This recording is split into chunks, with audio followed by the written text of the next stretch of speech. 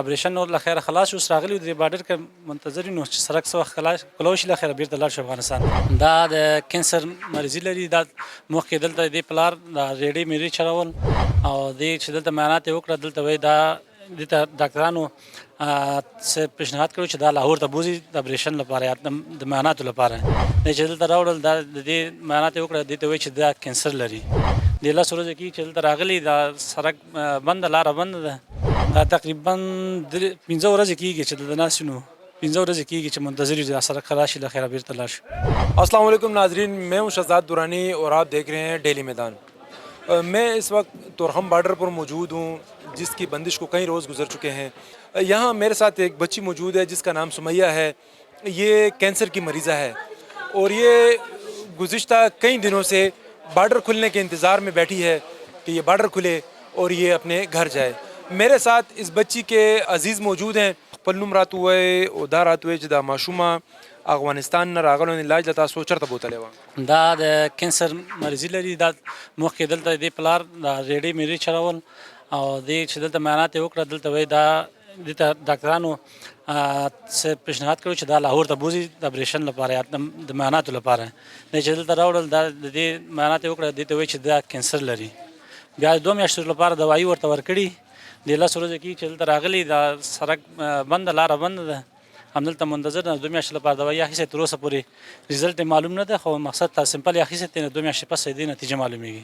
تاسو وایي چې د کم پلار دی لاس گاډي چلی، نو د کینسر علاج هم ګران دی او یعنی علاوه دا کم چې اخراجات راځي په سفر باندې، نو دا هر څه دا څنګه برابري لګیا دی؟ ما ترې پوښتنه وکړه چې دا څومره مصرف لري، یعنی څومره عاید لري چې په دې باندې دومره مصرف وکړو. دا ما ته بیا وویل عبدالمالک خان چې مال ته څومره پیسې ټول کړي وي، دا 2-3 کاله مزدوري مې کړې، هغه مې ټول کړې او همغه و چې دا مې راوړه دې ځای پورې مې ټول پرې خرچه وکړه. نور باقي خدای الله به خیر کړي، نو چې څه به وشي.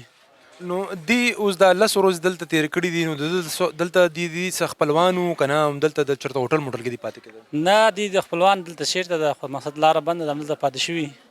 دوی د دواړو خوا نه غواړي چې مقصد په خبرو باندې دا مسله حل کړي او دا لاره کلو کې دلته روزانه دلته د کینسر مریضان شته او نور دا د خلکو بیریبار دلته زیات دي.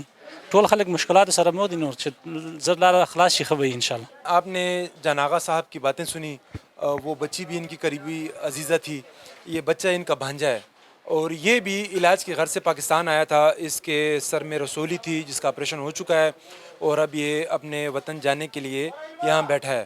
جان آغا صاحب دا رات ہوا ہے چې دا ستاسو کم خوری دی، خدای د الله صحت ورکړي. دا سمره ټایم وړاندې بیمار شوی او تاسو پاکستان ته کله راغلئ؟ 1 میاشت 2 میاشتې مخکې دلته افغانستان کې مریض و، بیا مې د دې نه ایم آر ای معاینات وکړه، هغه موږ ته هغه وخت پیشنهاد وکړه چې دا ویسي لاهور ته. هلته بیا مو ویوړل ډاکټر زبیر احمد خان نومیږي، هغه باندې مو اپریشن وکړه یو تقریبا 8 ورځې مخکې.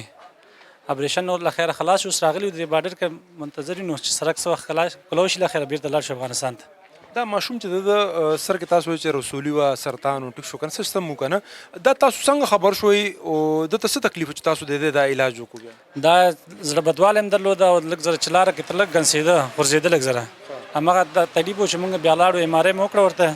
ډاکټرانو وویل چې د دې نتیجه نو د دې سر کې تیمور ده. همغه و چې بیا موږ راوست لاهور ته، اوس دلته اپریشن وشو له خیره په کامیابي سره اوس روان یو چې بیرته افغانستان ته لاړ شو.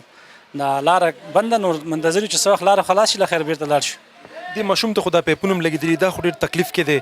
دا څو ورځو نوم دلته ناست داسې په د بارډر کلاوېدو په انتظار ناست دی؟ دا تقریبا 15 ورځې کېږي چې دلته ناست یو، نو 15 ورځې کېږي چې منتظر یو چې دا سړک خلاص شي له خیره بیرته لاړ شو.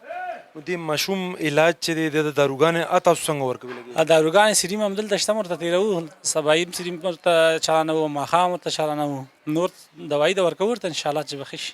نو دا ماشوم د اپریشن شوی د سر او دته خو د آرام ضرورت دی، نو دته خو آرام دلته نشته، دا خو ناز دی غریب تکلیف کې دی. خو موږ هم نه غواړو چې دلته پاتې شو، نو مشکلات دي، مجبور چې هم دلته پاتې شو، نو څه وکړو؟ مشکلات شته، نو د سړک د بندېدلو موږ هم غواړو چې لاره له خیره زر خلاص شي، چې هر څوک خپل کارونه شروع کړي بیرته لاړ شي. موږ هم هلته کاروبار لرو او دا مو راوستی اوس 10 ورځې کېږي چې دلته بند پاتې یو. د والد صاحب څه کار روزګار کوي؟ د والد صاحب نو کار کوي، نو غریب کار ده. غریب کار ده.